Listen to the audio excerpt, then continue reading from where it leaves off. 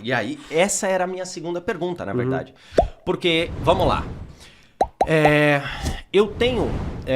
eu até comentei no podcast com o Luan que, assim, hoje a Nano Pro, você coloca a wideband, você pluga ela lá e ela hoje comunica via rede CAN com qualquer outra coisa que você tiver lá dentro dessa rede. E aí você pode conectar quantos equipamentos sejam necessários.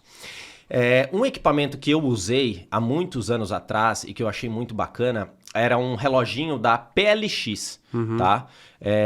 Ele era um gauge de 52mm e tal, aquele padrãozinho redondinho lá de todo rachador raiz, pra botar naquele copo triplo da minha Eclipse, né? Bem tuning da época. Mas ele tinha uma vantagem. Por quê? Porque ele vinha, logicamente, com a wideband, tá? E aí era uma caixinha lá que você plugava e tal, e aí ele fazia um daisy chain ali com via CAN, com outras caixinhas que tu podia comprar. Tipo, tu podia comprar caixinha de temperatura de óleo, tu podia comprar caixinha de MAP, tu podia comprar, e aí tu ia ligando um no rabo da outra ali, e o troço tu tinha, não fazia log, mas eu poderia, por exemplo, fazer uma série de fail-safes ali, de tipo assim, ó, com boost, com X de pressão, a mistura mínima tem que ser essa. Se subir disso aí, dispara um alarme. Se subir numa temperatura de óleo X, dispara um alarme. Isso já tem, né? Isso é algo que a gente pode... Mas isso com o reloginho. Hoje a gente depende... Não, mas hoje no instrumento, não sei se resolve exatamente o que tu tá falando, mas se tu entrar na configuração lá, por exemplo, botar pressão de óleo, aí na configuração do sensor, do gauge no reloginho de pressão de óleo, tu consegue botar lá, fica vermelho se passar de tanto, ou se baixar de tanto.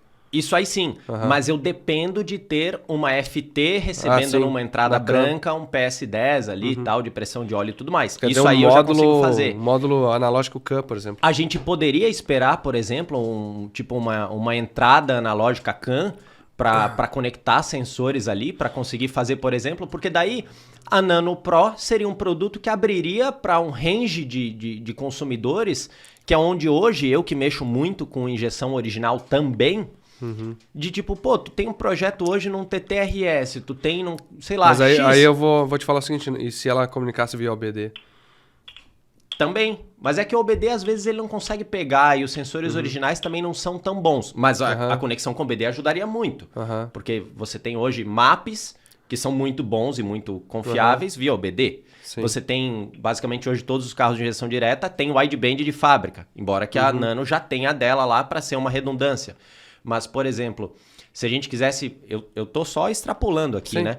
Mas se a gente conseguisse colocar, por exemplo, entradas de pressão de óleo é uma, mas sei lá, um EGT para colocar aquele EGT, um só lá na boca do turbo, que é para se... Sim. Antes de derreter, pelo amor de Deus, me avisa, né? E isso aí daria para utilizar, por exemplo, a Nano Pro em carros que não estão equipados hoje com uma ECU da FT, né? Assim, ó, tem bastante coisa que dá para pensar e nem a dificuldade às vezes é viabilizar um produto, sabe? Tu viabilizar o formato do produto, por exemplo, assim, vai fazer um módulozinho individual ou vai pegar um módulo para vários sensores, por exemplo?